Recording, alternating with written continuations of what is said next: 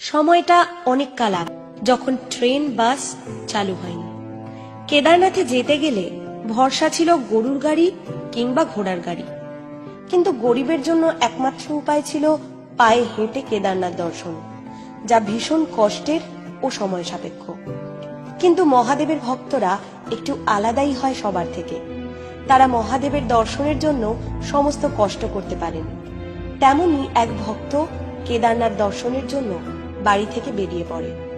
সে প্রায় 2 মাস পায়ে হেঁটে রাস্তায় মানুষের কাছে পথ চিনে পৌঁছায় কেদারনাথে।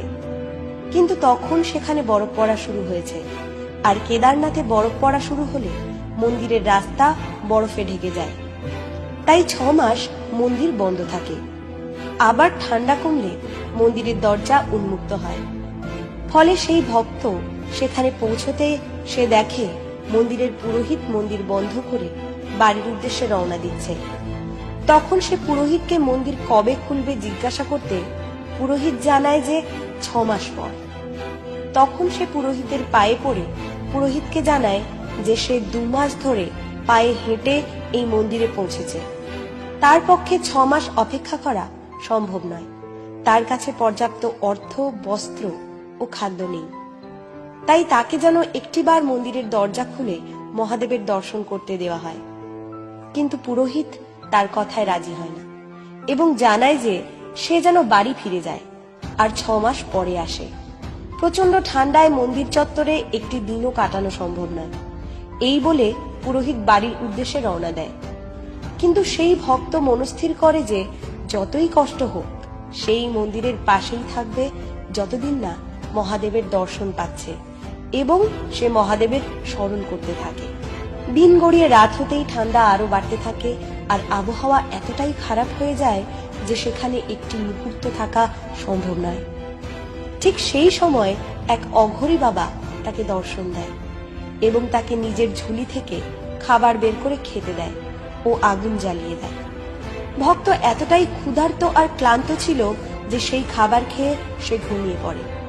সকালে ঘুম ভাঙতেই সে দেখে যে মন্দির চত্বরে সব বরফ সরে গিয়েছে, মন্দিরের রাস্তাও পরিষ্কার, আর মন্দিরের পুরোহিত তার সঙ্গীদের নিয়ে মন্দিরের দিকে আসছে।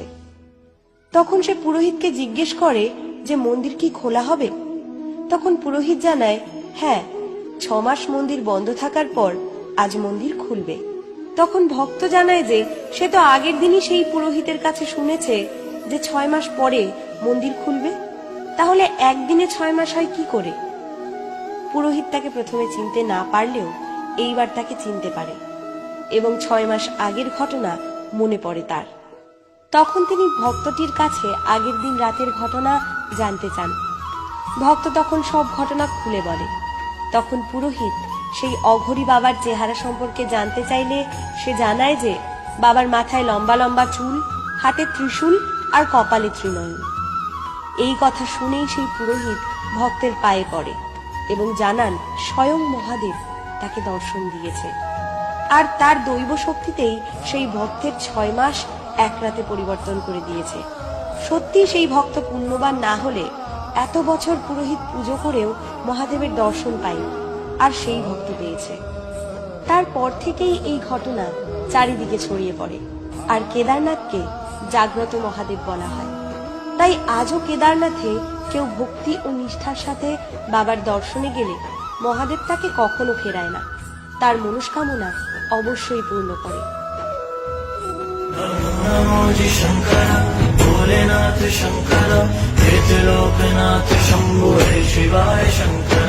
नमो नमो जी शंकर भोलेनाथ शंकर रुद्रदेव हे महेश्वर। এই তো ছিল জাগ্রত কেদারনাথ মন্দিরের অলৌকিক ঘটনা। কেমন